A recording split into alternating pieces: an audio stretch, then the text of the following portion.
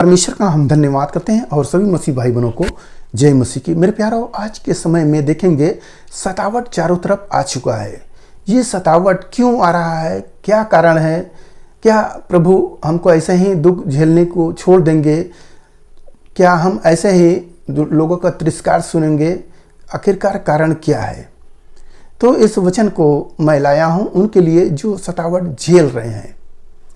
तो ये वचन सुने कि आज का वचन जो है उन्हीं लोगों के लिए है। तो वो सुने और समझे कि प्रभु का वचन क्या कहता है। हालेलुया। यहाँ पर प्रकाशित वाक्य अध्याय 2 वचन 10, जो दुख तुझको झेलने होंगे उनसे मत डर, क्योंकि देखो शैतान तुम में से कुछ को जेल खाने में डालने पर है, ताकि तुम परखे जाओ। प्रभु बता दिए कि जो दुख तुम्हें झेलना है उससे मत डरो। और जो शैतान है, जो मनुष्य के रूप में आता है और तुमको फंसा ले जाता है और तुम्हें जेल में डाल देता है, तो प्रभु कह रहे हैं वो परखे जाओ। किसके, कौन परखा जाएगा, शैतान या पास्टर?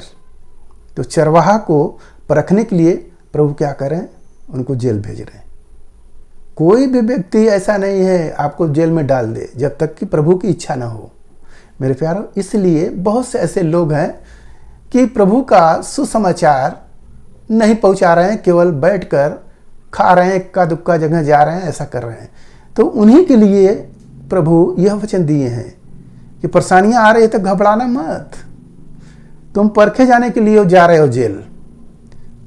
देखेंगे आज के समय में कई जगह हमारे क्षेत्र में ऐसा हुआ कि लोग घर में प्रार्थना चला रहे हैं और वहाँ पर जाकर उनको पकड़ लिए, बोल दिए कि धर्म परिवर्तन है, उनको जेल में डाल दिए।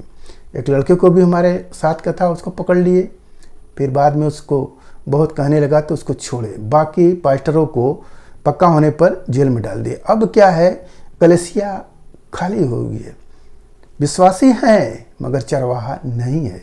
तो बताइए कैसे प्रभु का कार्य होगा? क्या कौन आएगा चलाने के लिए? मेरे प्यारों, प्रभु एक न एक को खड़ा कर देता है, यह विश्वास करे। ये ना समझे कि एलिया जैसे सोच लिया था कि मैं ही अकेला बचा हूँ, हे प्रभु मैं ही अकेला बचा हूँ। तो प्रभु कह रहे हैं नहीं, अभी 7,000 याजक हैं जिसको कि खाना पिला खिलाकर उनको रखा गया है। हालेलुया। तो मेरे प्यारे, प्रभु बहुत से ऐसे लोगों को गुप्त रखा रहता है। वो जानता है कि कौन समय पर किसको इस्तेमाल करना है। तो आप जो जेल जा रहे हो तो आप अपने आप को समझो, क्यों कि परखे जाने के लिए। परखे जाओ कि तुम यीशु मसीह को कितना मानते हो, कितना यीशु मसीह में भक्ति करते हो। क्या अपने किसी लालच की वजह से हो या किस फायदे के लिए हो, कैसे हो? तो उसी के लिए प्रभु यह वचन दिए। सुने और आगे लिखा है, और तुम 10 दिन तक क्लेश उठाना होगा, प्राण देने तक विश्वासी रह तो मैं तुझे जीवन का मुकुट दूंगा। प्रभु कह रहे 10 दिन तक क्लेश उठाना होगा, तुम्हें 10 दिन जेल में तुम्हें रहना होगा। अब देखेंगे बहुत से लोग आजीवन कारावास जैसे हो गया, उन पर क्या मुकदमा लगाकर भरा गया है। मगर प्रभु क्या कह रहे हैं, 10 दिन तुझे क्लेश उठाना होगा।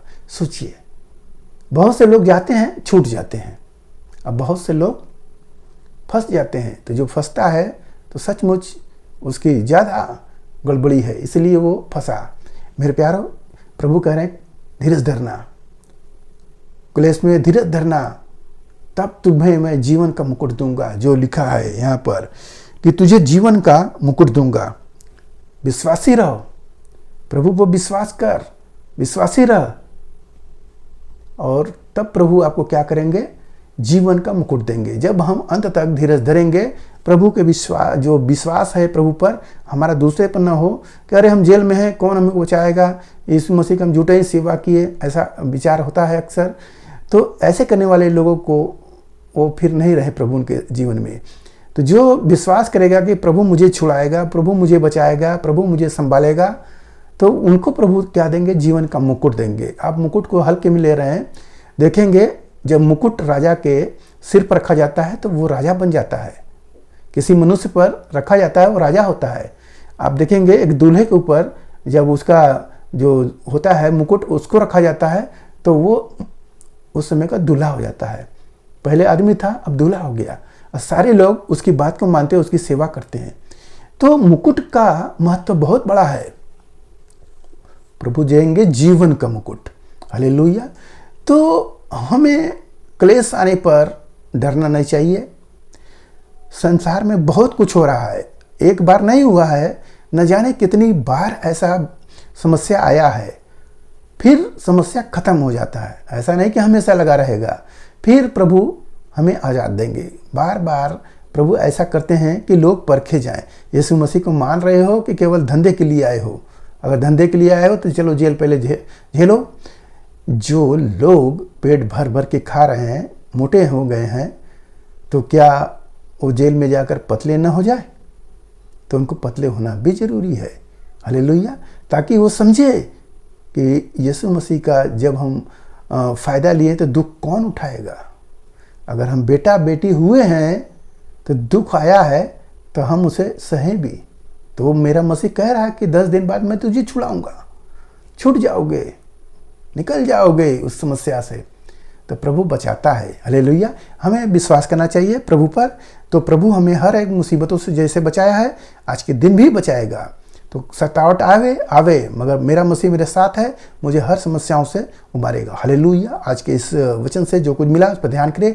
प्रभु आपको आशीष देंगे। आइए अपने हम प्रार्थना करें। महान परमेश्वर, माँ का धन्यवाद करते प्रभु, हालेलुया। इस समय जो सतावट आ रही प्रभु, जो शैतान हालेलुया हम सबको जेल में बंद करने के लिए प्रभु हालेलुया खोज रहा है पिता, उन सब से प्रभु बचाए।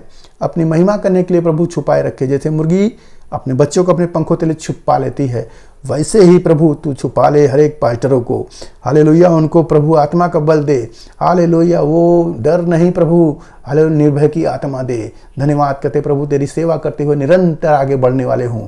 धन्यवाद करते प्रभु, मन में मजबूती दे, आशीष दे, ताकि वो लोग भी प्रभु गवाही देने वाले हों। धन्यवाद करते प्रार्थना यीशु मसीह के नाम में, आमीन।